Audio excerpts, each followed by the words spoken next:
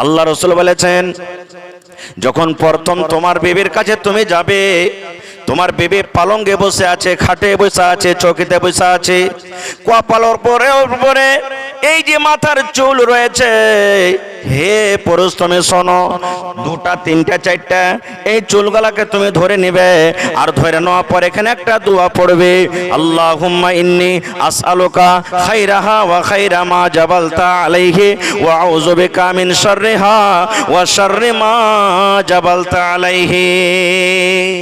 এই দোয়াটা পড়িতে হবে। কয়টা লোক দোয়াটা জানি ভাই? দোয়াটা শেখারও চেষ্টা করি নাখো, কেমন করে দোয়াটা পড়বো জানি নাখো। তারপরে রাসূল বলেছেন, উম্মত এবারে যখন তোমার বিবির সাথে মিলামিশা করবে, শুধু প্রথম রাতে নয় রে, যতবার জীবনে তোমার বিবির সাথে তুমি মিলামিশা করবে রে উম্মত, যতবার তোমার বিবির কাছে তুমি যাবে, তোমাকে বিবির সাথে মিলন করার আগে একটা দোয়া পড়িতে হবে। কি দোয়াটা পড়িতে হবে? বিসমিল্লাহি আল্লাহুম্মা জান্নিবিনা শাইতান ওয়া জান্নিবিশ শাইতানা মা রাযাকতানা। বিসমিল্লাহি আল্লাহুম্মা জান্নিবিনা শাইতান ওয়া জান্নিবিশ শাইতানা মা রাযাকতানা। নবী বলেছেন, যখন যখন তোমার বিবির সাথে তুমি মিলন করবে, মিলন করার আগে আগে তোমাকে দোয়াটা পড়িতে হবে।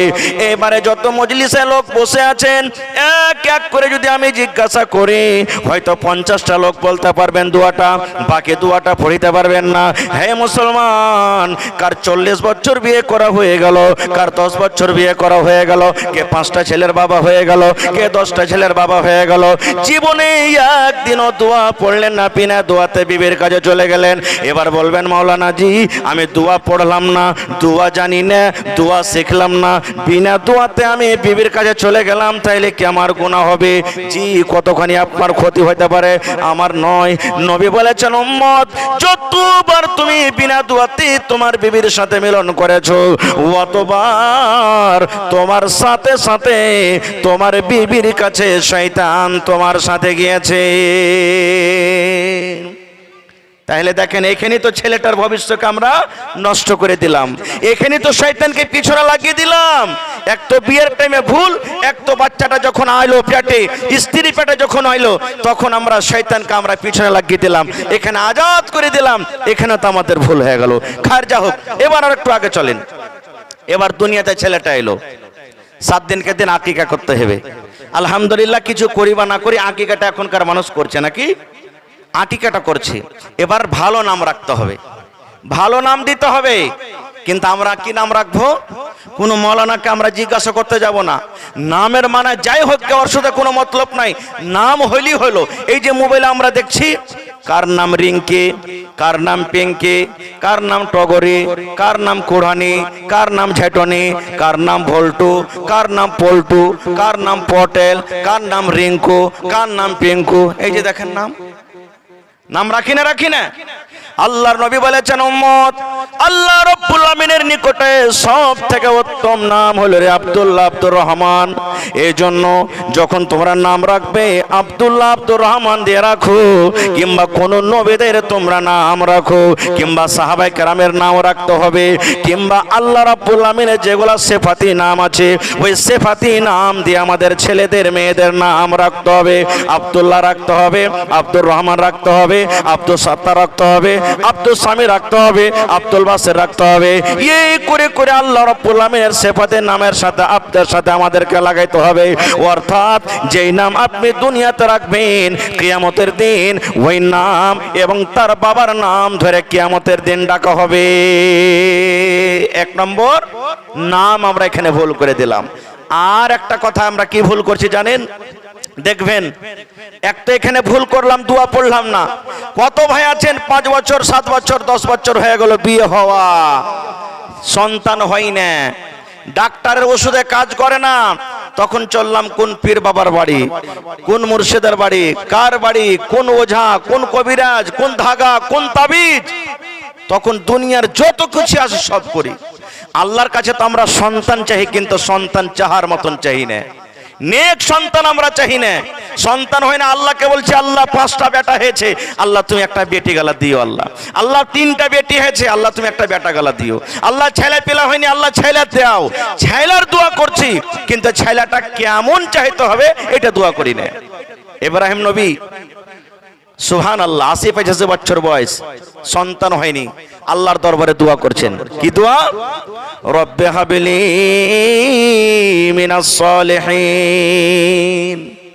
আয় আল্লাহ, তুমি আমাকে একটা সন্তান দাও।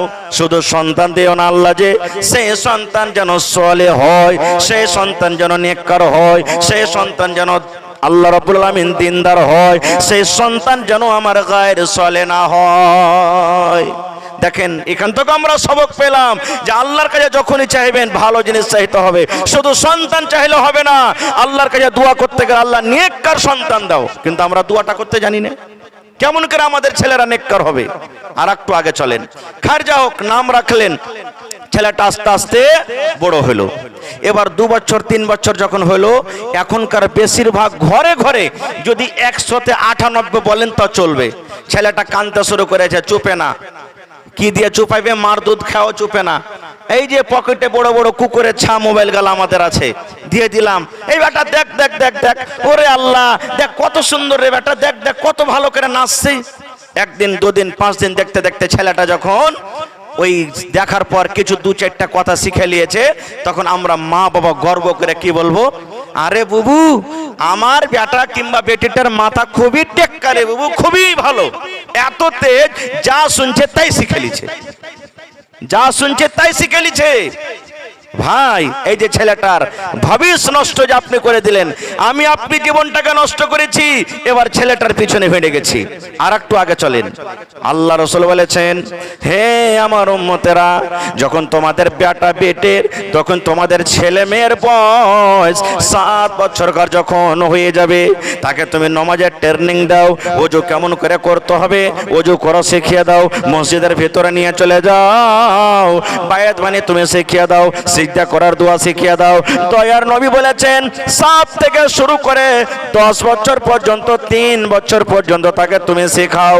এবার নবী বলেছেন, উম্মত, যেই দিন 10 বছর হয়ে যাবে রে, 10 বছরকার পরে যদি তোমার ছেলেটা কথা না মানে, তোমার বেটা যদি নামাজ না পড়ে, তোমার বেটি যদি নামাজ না পড়ে, নবী বলেন তাকে তুমি মারো, আর মারার পর তুমি মসজিদের ভিতরে নিয়ে যাও।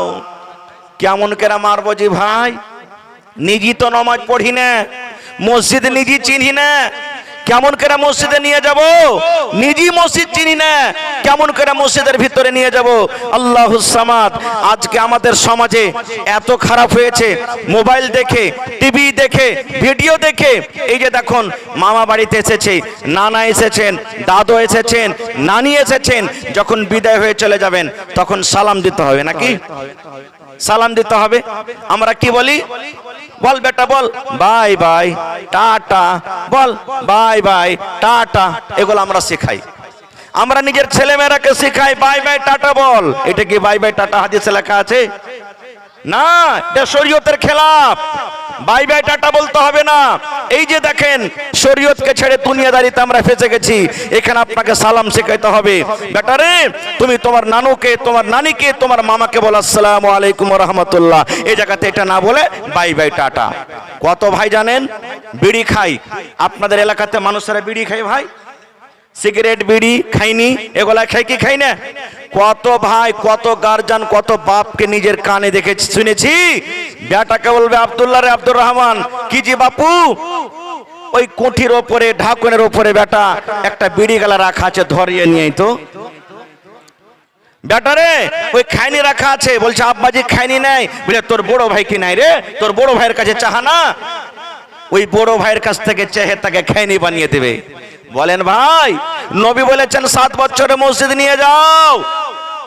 আর আমি ওকে খাইনি আর বিড়ির যে আমি ট্রেনিং দিছি, এই ছেলেটা যখন বড় হবে তখন তো ও বলবে, আরে আমার বাপ তো আমাকে বিড়ি ধরাইতে বলেছে, আমার সিগারেট ধরাইতে বলেছে, আমাকে খাইনি ধরাইতে বলেছে, তো মনে হয় আমিও যখন বড় হব তো এগুলা মনে হয় আমার ছেলেরাকে, আমার মেয়েরাকে এগুলা মনে হয় কাজ বলতে হবে।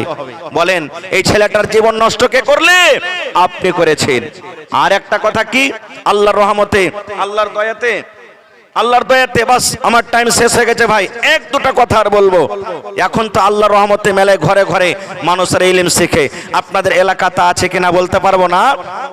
আমাদের এলাকাতে আমাদের মাচা ছিঁড়ে যখন 5 বছর 6 বছর বয়স, 4 বছর 3 বছর বয়স, রাইতে যখন পেশাব করতে উঠালছে বাহিরে আইগনেতে গলিতে, ঘুম হালাতে চোখ ঢোলমল করছে, বিছানায় যেন পেশাব না করে দেয়, মা বলতেন, দাদি বলতেন কি, বল না রে বল, কি বল, দোয়া শেখাতেন।